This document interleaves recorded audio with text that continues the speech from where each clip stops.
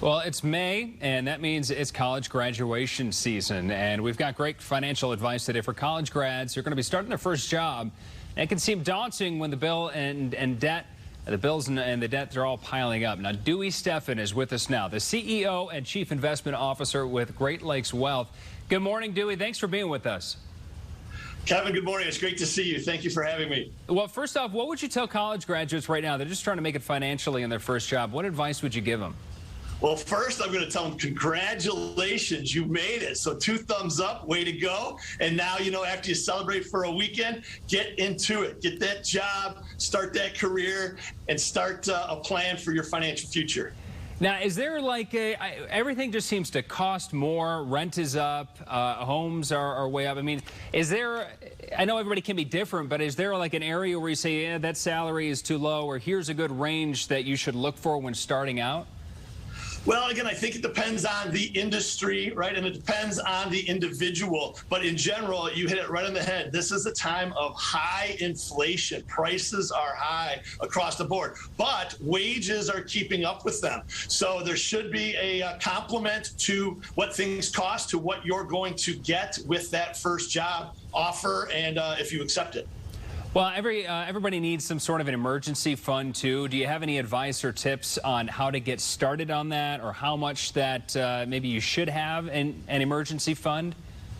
Yeah, well, absolutely. So to begin with, just make a plan. You need to have a budget and stick to it. So that's the first thing, is to make a plan, know your expenses, and then make a budget and stick to it. That's the hardest part. And then after that, you need to set up an emergency fund. So like you said, Kevin, 3 to 6 months. So 3 to 6 months of those expenses, put them away in a bank account, put it in your sock drawer.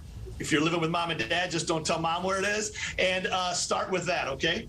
Well, and a lot of people they're graduating already with some debt or credit cards, but more credit cards, or at least the applications are usually sent to recent grads. So we've got to talk about credit cards.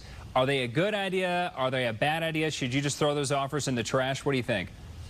So the second thing we talk about here is, after you have your emergency fund, is deal with debt. It might be your student loans. If that's the case, put them on the side, because those rates are low. But when you're talking about those credit card offers, Kevin, a lot of college students may have opened them up while they were in school to build credit. If you have done that, you better have a zero balance. So pay those off. And if you didn't do it then, you should do it now to build credit. But Kevin, you want to treat a credit card like a debit card. You can put money on it, but you have to pay it off in full every month. And those are 2 forms of debt that you made really good points on, student loan debt or credit cards that you want to pay off. Is there a certain amount or a percentage you think that you should be putting in? Or are you just saying, look, you got to figure out your own situation, because I'm sure everybody's different.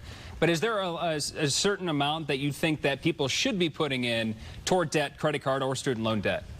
You just want to deal with it and pay it off as fast as you can. Kevin, the best way, or the easiest way to make 24.99% return on your money is to pay off that credit card that has 24.99% interest accruing. So the first thing you do is pay those cards off as fast as you can. Well, then next you got to start thinking about retirement. When I was 22, I wish I was thinking more about, when I was going to be 65, but that's just not the case whenever you're graduating.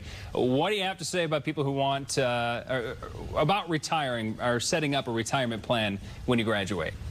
Sure. Well, after you deal with debt, you invest for success. So start that retirement plan immediately. If they offer it at work, day one, sign up. Sometimes there's a 90-day, sometimes there's a 180-day waiting period. So if this is just a summer job, that might not be an option, but this is the start of your career, then immediately sign up for the plan. They may match. Even if they don't, still do it. But like you said, Kevin, compound interest is what will work in your favor. So when you start in your 20s, you can literally stop in your 30s, and that'll compound it to success when you're 65 versus waiting till you're 40. You have to do it till you're 65, and you still mathematically won't be in the same spot. That's a great point. You just, as soon as you start getting those paychecks, you just put whatever you can as soon as you get it into those accounts or toward debt so you don't spend it. And Dewey Steffen with us. Thank you so much from Great Lakes Wealth. We really appreciate your time and information this morning.